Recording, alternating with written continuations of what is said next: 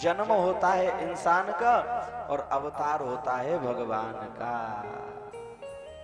जो इंसान होगा उसे गर्भ में उल्टा लटकना पड़ेगा, पर भगवान कभी किसी के गर्भ में उल्टा नहीं लटकता है।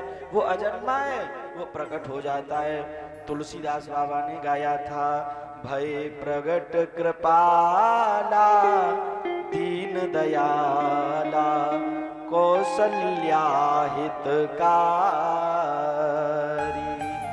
बाबा क्या कह रहे हैं? भय प्रगट कृपाला। अगर यहाँ पर कृपाला का जन्म होता तो बाबा कहते भय जन्म कृपाला।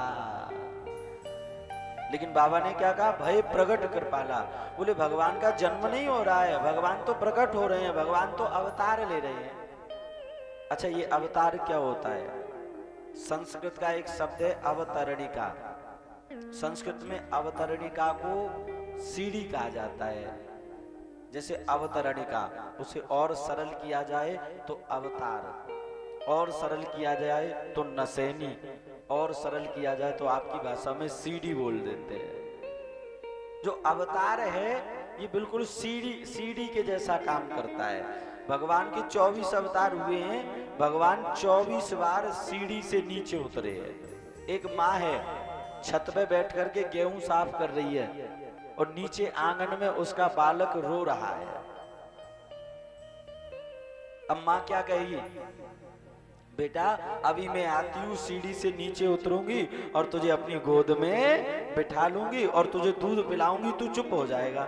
माँ ऐसा तो नहीं कहती है कि तू सीढ़ी पे चढ़े आ और फिर छत पे आ जा और फिर मैं तुझे दूध पिलाऊंगी। माँ ऐसा नहीं बोलती है।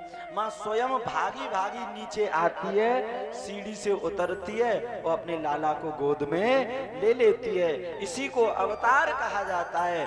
परमात्मा रूपी माँ स्वर्ग में बैठी है और हम तुम सब उसके बालक हैं। जब जब हम धरती पे रोते हैं तब तब भगवान हमारी भक्ति की नसैनी से नीचे उतरते हैं और हमें अपनी गोद में बिठा लेते हैं। इसी को अवतार कहा जाता है। इसी को अवतार कहा जाता है। जब जब ध्रुव रोया, जब जब प्रहलाद रोया, तब तब भगवान प्रहलाद की भक्ति रूपी नसैनी से नीचे उतरे और रोते